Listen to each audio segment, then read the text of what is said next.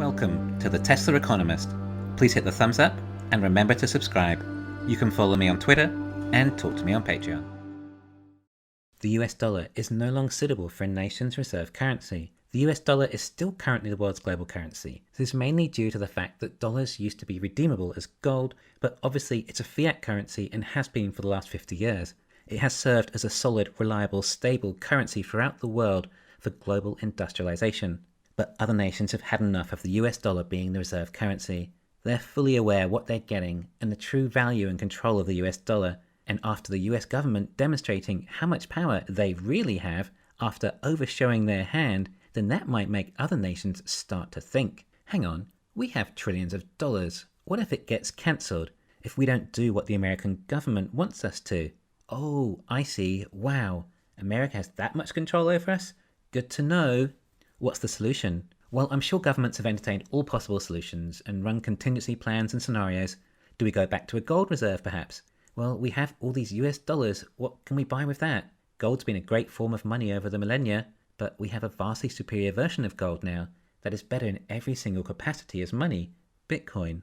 The US dollar feels unstable as the global currency right now. The feelings are felt across the world. Citizens too, recently witnessing that if you don't do what the government wants, then they'll freeze your bank accounts. A wake-up call all around, as governments get very desperate and have to reveal too much of their actual power. But we saw it now. Everyone's seen it. What's the next move then? Well, I would say that most nations want a reserve currency that is sovereign to them, not the US government. At the end of the day, there really is only one, and it's obviously Bitcoin. Every foreign treasury should be ready to press the button and convert their reserves. But they're waiting first.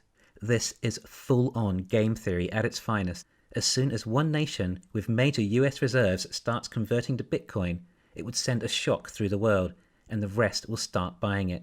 The world will be witnessing the collapse of the US dollar right in front of our eyes. For example, if China thinks Japan is buying Bitcoin, and then Bitcoin's price goes vertical, then China will have to get in immediately too, as it would keep getting so much more expensive, and the US dollar reserves are becoming worth less. But they're not just China, every other nation, and they're not just nations, but any corporation with massive US reserves, and of course any individual also with any US dollars. Bitcoin could go absolutely crazy. I would say there's a good chance it could be in excess of $1 million. I'm not up with Bitcoin models as much as Tesla, so I don't know just how high it might get. This would work well for every nation as a reserve currency. It might also mean these other nations' currencies are not impacted by inflation so bad. Also, any debt that any nation owed to the US, well, that could be easily paid off with Bitcoin now. Yes, everyone's scrambling to buy the new global reserve currency. But what about America? What does America do with their dollar that is the actual global currency, especially if everyone else is getting rid of theirs like the plague? By this stage, it's likely the US government have cottoned on to what is going on. The world is rejecting America's IOU notes and realizes the next move is Jerome Powell prints trillions and trillions of dollars and buys up as much Bitcoin as possible, printing and buying until there's no ink left to print anymore.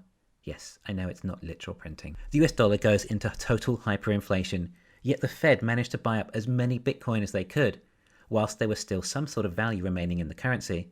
In the meantime, every single person with a mortgage, credit card, or any so-called debt in US dollars is now debt-free. You can pay off your mortgage with a day's pay, but if you had your savings in cash, then you lost it all, meaning that, as usual, the poor will suffer the most.